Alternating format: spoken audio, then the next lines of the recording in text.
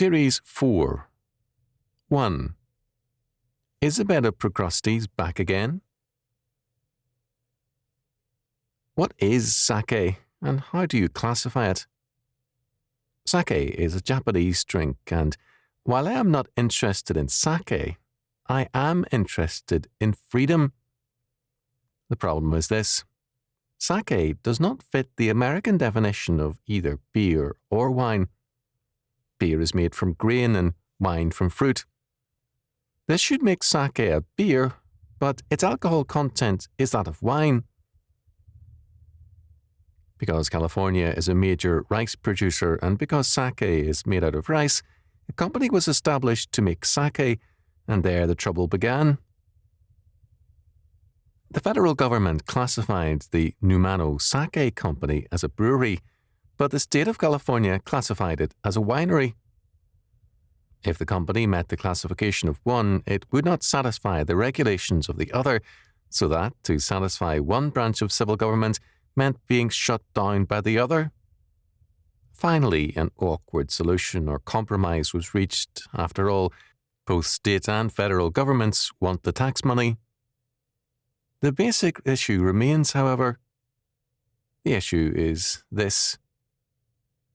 Remember the story from ancient Greek about a deadly innkeeper named Procrustes? Procrustes required all travellers to fit his bed. If they were too short, he and his men stretched them to fit. If they were too long, they cut off their feet. As a result, everyone who stopped to spend the night at the inn died in the bed of Procrustes. Now, I submit that our state and federal agencies are the modern beds of Procrustes.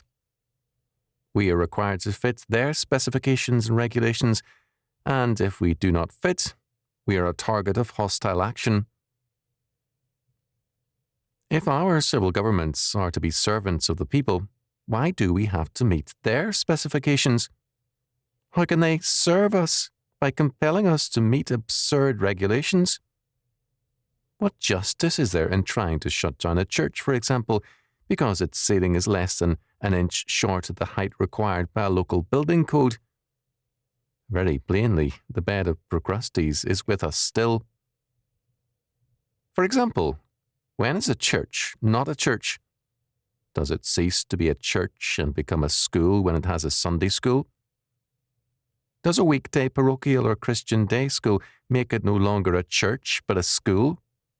Or is it a childcare facility, as the welfare officers of at least one state tried to say?